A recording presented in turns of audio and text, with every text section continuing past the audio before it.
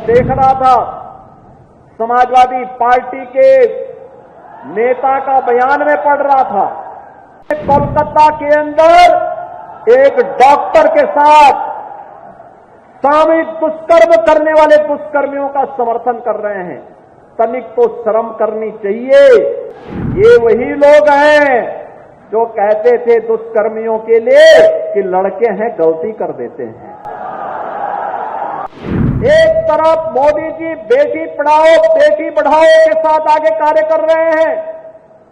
मोदी जी ने नारी सशक्तिकरण बंधन अधिनियम के माध्यम से देश की संसद और प्रदेशों की विधानसभाओं के लिए सुनिश्चित किया है कि उन्हें भी संसद में और विधानसभाओं में जाने का अधिकार मिलना चाहिए।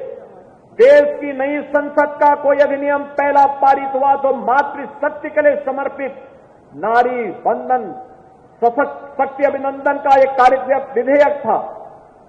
नारी शक्ति बंधन अधिनियम था जिसके माध्यम से उन्हें संसद में और विधानसभाओं में 33% सीटों पर भी चुन करके जाने का अधिकार प्राप्त हुआ। और दूसरी तरफ ये लोग हैं, कल मैं देख रहा था समाजवादी पार्टी के नेता का बयान में पढ़ रहा था। वो बोल रहे हैं समर्थन कर रहे हैं उन दुष्कर्मियों का जिन्होंने कोलकाता के अंदर एक डॉक्टर के साथ सामूहिक दुष्कर्म करने वाले दुष्कर्मियों का समर्थन कर रहे हैं। तनिक तो शर्म करनी चाहिए।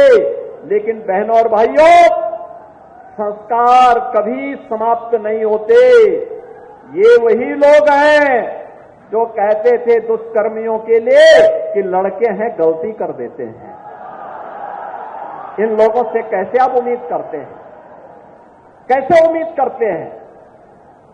ये वही लोग हैं जिन्होंने इसी अयोध्या में एक गरीब अति पिछड़ी जाति की बालिका के साथ हुए रेप की घटना पर बड़ी बेशर्मी के साथ उन अपराधियों को बचाने का काम किया था।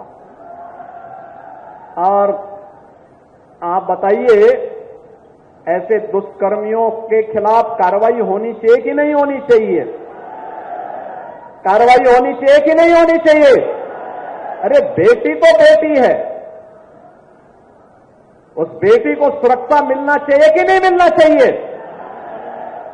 और यहां पर भी हमने कार्रवाई की और इनके एक नेता कन्नौज में भी वैसे पकड़े गए जैसे लगता है पार्टी का चरित्र ही ऐसा हो गया इनकी।